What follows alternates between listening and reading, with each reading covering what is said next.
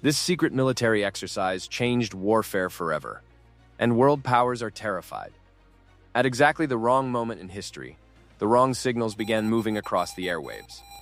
Encrypted messages, silent command shifts, nuclear readiness codes quietly rehearsed.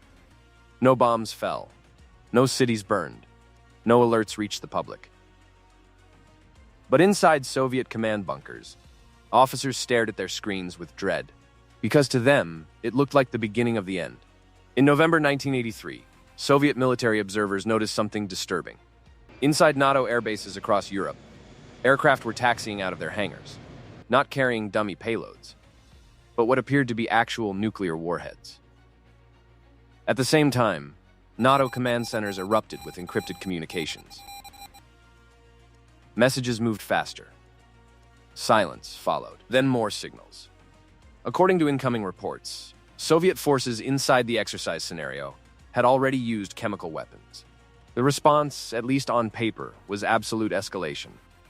The United States moved toward DEFCON 1, the highest nuclear alert level possible. Higher than DEFCON 2 during the Cuban Missile Crisis. Higher than any alert level ever publicly acknowledged. To Soviet commanders watching from the other side, this looked unmistakable. A first strike was coming. Soviet nuclear forces were quietly prepared for launch. Missiles were readied. Bombers placed on standby. Commanders waited for orders that could end the world. There was only one problem. None of it was real. At least not to the people running the drill. A drill designed to feel real. The event unfolding was Able Archer 83, a NATO military exercise. On the surface, it was routine.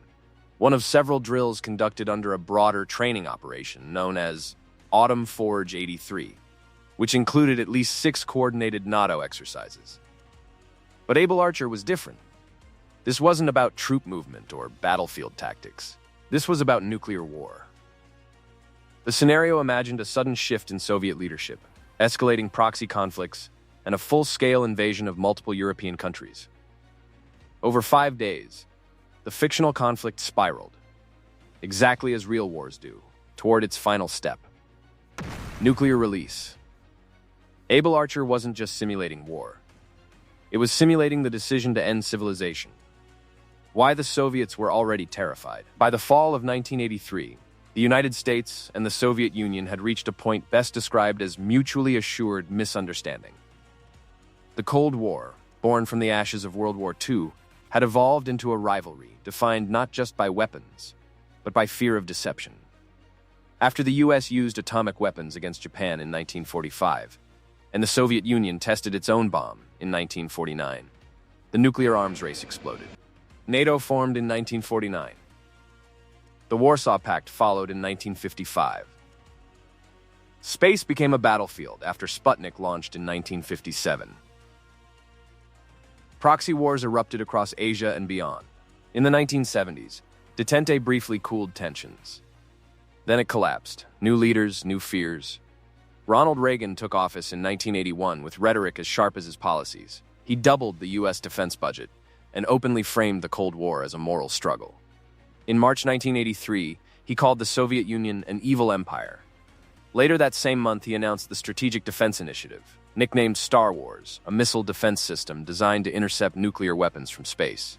Reagan saw defense. The Soviets saw something else entirely.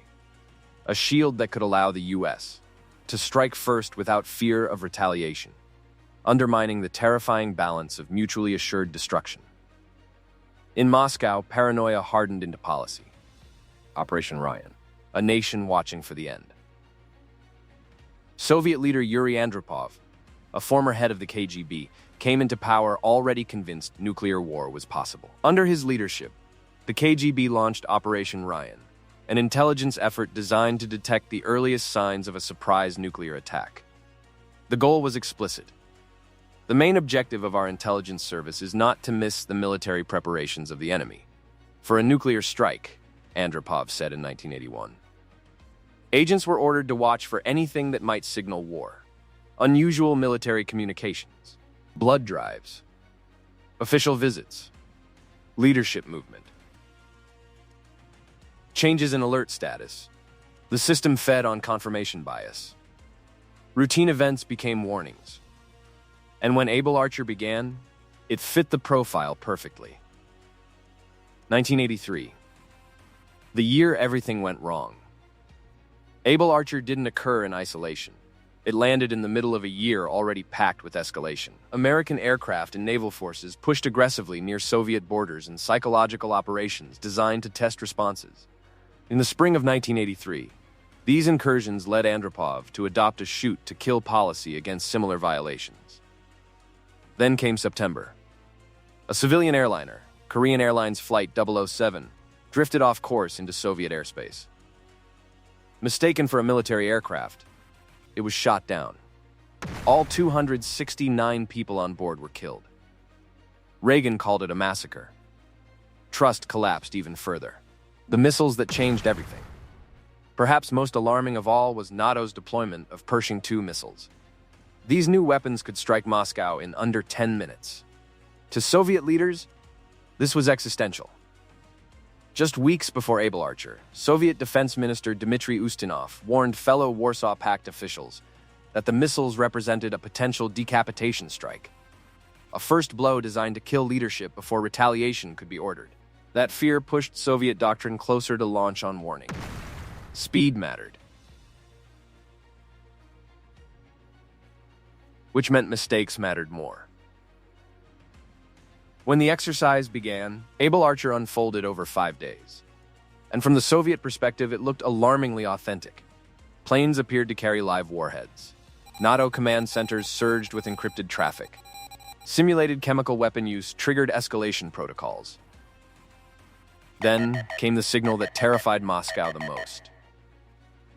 The exercise simulated a move toward DEFCON 1, the highest alert imaginable. To Soviet intelligence officers already primed by Operation Ryan, this wasn't fiction. This was it. Soviet nuclear forces were quietly readied. Bombers prepared.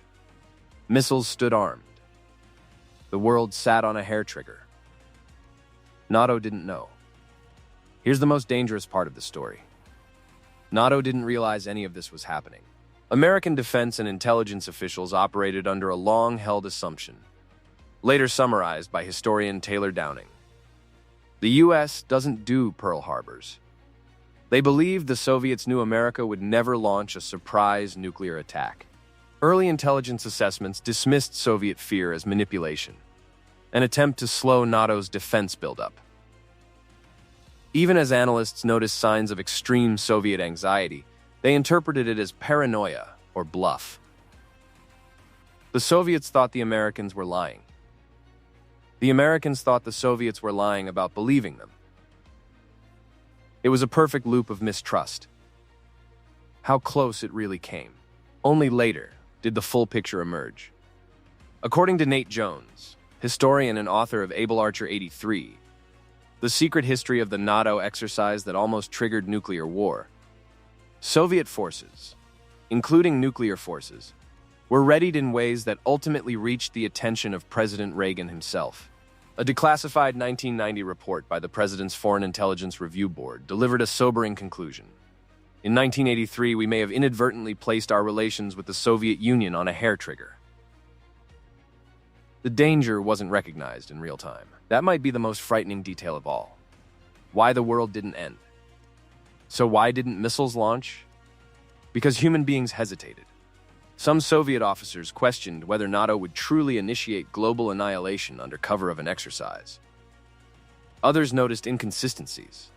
No single order was given. No final command crossed the line. Able Archer ended. The simulated war stopped. And Soviet forces slowly stood down. History moved on, unaware of how close it had come to stopping entirely. The lesson that never left. Able Archer permanently changed how military exercises are viewed. They were no longer just training. They were signals, psychological weapons, potential triggers. Transparency became a survival mechanism. Communication hotlines expanded. Advanced notifications increased. Observation protocols grew because the world learned a brutal truth. You don't need intent to start a nuclear war. You just need a misunderstanding. Why it still matters today. Nearly 40 years later, echoes of Able Archer remain. Russia's invasion of Ukraine revived Cold War comparisons. President Vladimir Putin warned of consequences you have never seen. U.S. President Joe Biden responded cautiously, emphasizing that direct NATO confrontation would mean World War III. Policy analysts note that while Russia hasn't dramatically repositioned nuclear forces, the implication is clear. As RAND researcher Edward Geist explains, the message is simple. Don't get involved. The risk isn't worth it. Nuclear escalation is always on the table. The fear remains. The final warning. Able Archer 83 wasn't a battle. It was a rehearsal. And it nearly ended everything. The most dangerous war in history didn't begin with missiles or soldiers. It began with a simulation that felt too real. And the only reason the world survived is because someone, somewhere, chose not to press a button. That is why world powers still study Able Archer. That is why they still fear it. Because the next catastrophe may not start with an attack. It may start with practice. If you believe history's most dangerous moments are the ones we barely noticed, then subscribe. Because the wars that shape our future rarely start with explosions. They start with silence, misunderstanding, and decisions made behind closed doors. Like this video if you want more deep, fact-driven stories that reveal what almost happened, and what still could. And comment below. Do you think a mistake like Able Archer could happen again today? Stay curious, stay informed, and I'll see you in the next story.